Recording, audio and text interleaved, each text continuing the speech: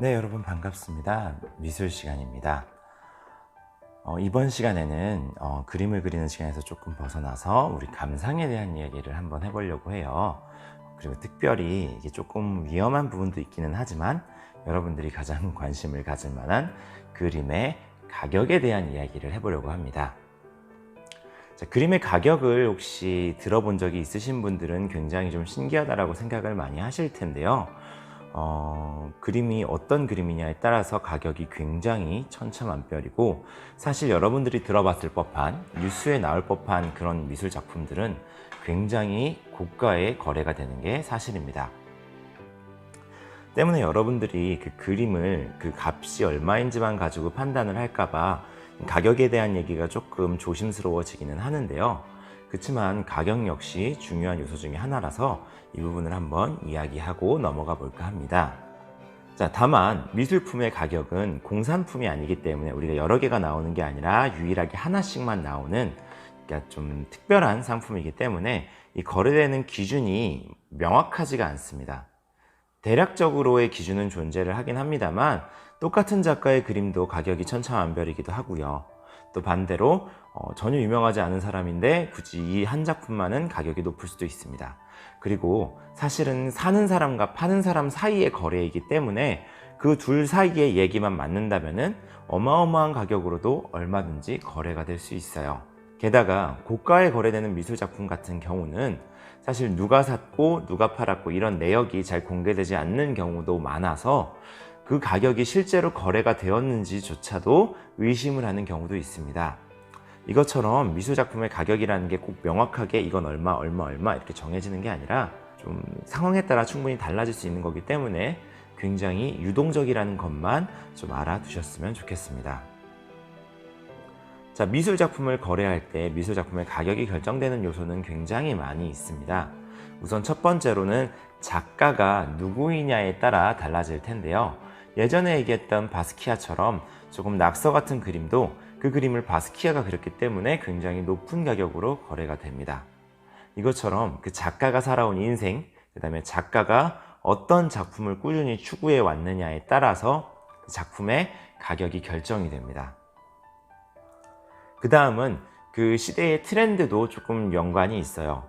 만약 예를 들어서 여러분이 흔히 아시는 유명한 그 고흐 같은 작가의 경우는 고흐가 살아생전에는 인상파가 그렇게 주목받지 못했었습니다. 때문에 고흐를 얘기할 때 잠깐 얘기를 했습니다만 고흐가 사는 동안은 일생 동안 그림 한 점 팔기가 어려웠었어요. 하지만 고흐가 죽고 난 뒤에, 그다음에 인상파가 사람들에게 각광을 받고 인기를 얻기 시작한 뒤에 고흐의 그림의 가격은 천정부지로 치솟습니다. 그러니까 그 트렌드를, 그 시대의 사람들이 좋아하는 화풍의 그림을 그리면 아무래도 그림의 가격이 올라가겠죠. 그 다음에 또 한 가지는 그림의 사이즈도 굉장히 중요한 요소 중에 하나입니다.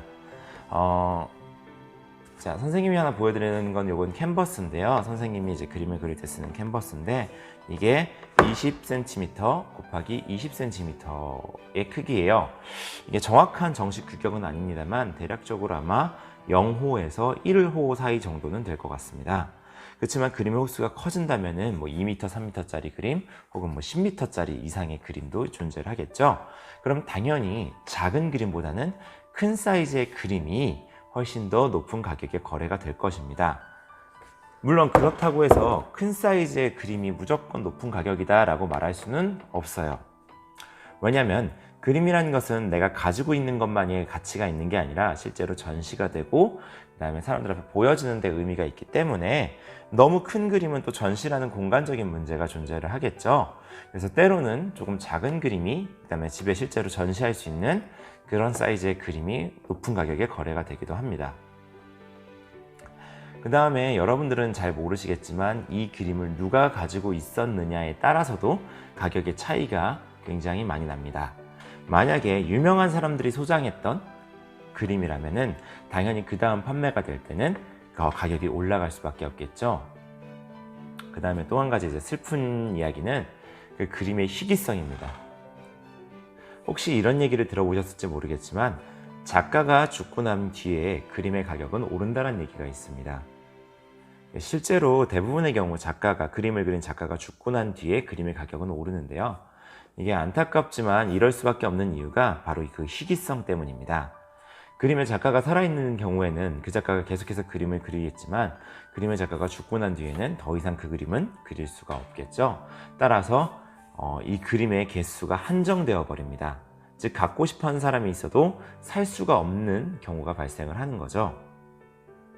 때문에 그림의 가격이 천정부지로 올라가게 됩니다.